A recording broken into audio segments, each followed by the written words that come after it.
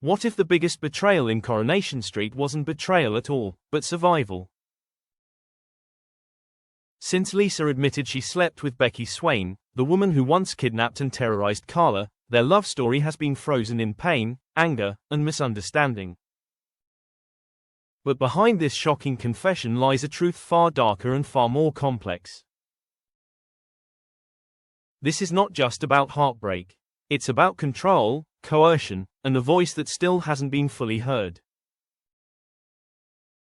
Carla and Lisa are one of Coronation Street's most loved couples, but their reunion must go beyond fan service. Ever since Lisa confirmed Carla's worst fear, the tension between them has been unbearable.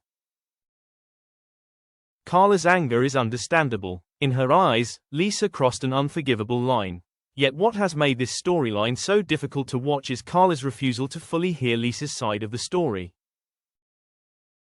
Because Lisa and Becky's relationship was never equal, it was never safe, and it was never built on free choice. The turning point came during Lisa's visit to Becky in captivity. When Becky coldly threatened to destroy Lisa's career, to frame her as an accomplice to her crimes, and showed no concern for the impact on Betsy, everything became clear.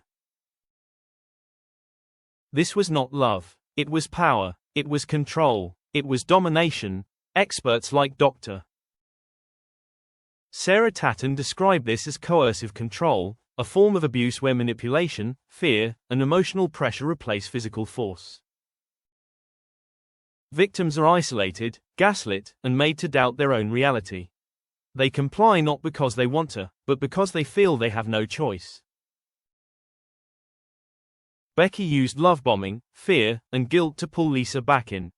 She ignored boundaries. She created threats. She made Lisa believe her family was in danger. She slowly dismantled Lisa's independence and convinced her that Carla had abandoned her. This is how coercive control works.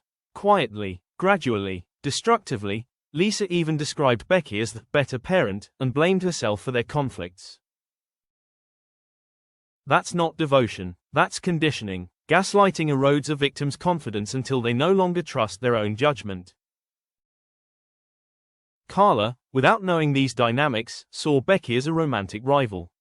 Becky exploited this perfectly, making Carla believe Lisa had chosen her, breaking them apart and leaving Lisa isolated.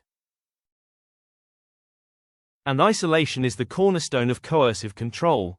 The parallels shown on Christmas Eve 2025, between Becky and Lisa and Theo and Todd, were chilling. The same pressure, the same discomfort, the same escalation from gentle gestures into sexual coercion. The only difference was that one storyline was clearly labeled as abuse, and the other was not. When Lisa slept with Becky, it was not betrayal. It was the result of months of manipulation, fear, and emotional collapse. This is why Coronation Street must allow Lisa to be heard, believed, and validated by Carla. Not suggested, not implied, clearly shown, because without that, their reunion risks being built on a lie. If Carla only sees Lisa as unfaithful, the resentment will return. But if Carla sees the full truth, the coercion, the pressure, the trauma, then healing becomes possible. Lisa does not just need forgiveness. She needs recognition as a survivor. To deny that would not only be narratively dishonest, it would be socially reckless. This is not about pleasing fans. It's about responsibility. Carla and Lisa's story sits at the crossroads of love, trauma, and recovery. For them to truly move forward, Coronation Street must confront Becky's abuse head-on, not as an inconvenience, but as the defining trauma shaping both women.